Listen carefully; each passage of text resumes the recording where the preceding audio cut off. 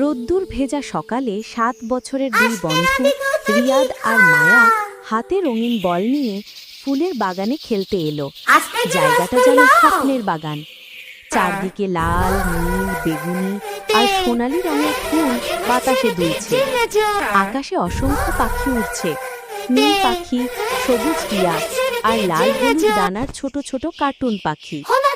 তারা দুজন বাচ্চা দেখে মিষ্টি সুরে ডাকতে লাগলো।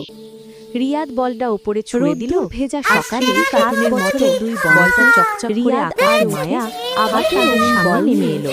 ফুলের বাগান হেসে বলল, আজ জায়গাটা যেন স্বপ্নের বাগান। হঠাৎ বাগানের বড় গাছের আড়াল থেকে বিশাল একটা কার্টুন হাতি বের হলো। বাতাসে দুলছে, বড় বড় আকাশে অসংখ্য পাখি উড়ছে। সে বাচ্চাদের পাখি সবুজ টিয়া করে বাতাস লাল হলুদ ডানার লম্বা সুর কার্টুন পাখি।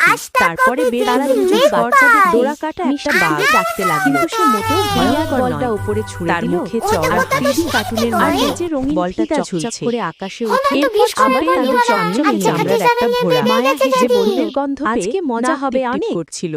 হঠাৎ বাগানের বড় গাছের আড়াল থেকে ওরা তো বিশাল একটা কার্টুন হাতি বের হলো। রিয়াদ উচ্ছ্বাসে বলল, চোখ বড় বড়, আজকে তো পুরো কার্টুন জগৎ এসে গেছে বাগানে। বাচ্চাদের দেখে সব প্রাণী তাদের চারপাশে ছুটলো, গোল হয়ে দাঁড়ালো, লম্বা সুর যেন খেলায় যোগ দেবে। তারপরে বের হলো রিয়াদ মায়ার দিকে বলটা ছুড়ে দেয়। বাঘ বলটা গড়িয়ে গিয়ে মোটেও ভয়ঙ্কর নয়। কোথা থেকে একটা দুষ্ট বানর লাফ দিয়ে এসে বলটা তুলে নিল। ফিদা ঝুলছে। সে পাশের উঁচু কলা গাছে উঠে গেল। চকচকে আর বড় বড় কার্টুন কলা যে ছিঁড়ে খেতে লাগলো।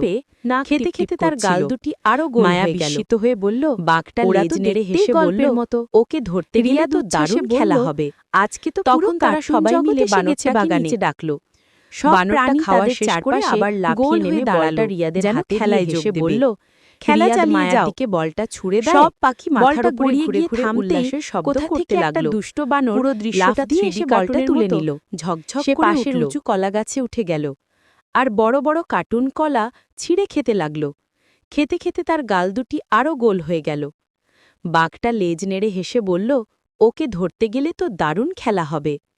তখন তারা সবাই মিলে বানরটাকে নিচে ডাকল।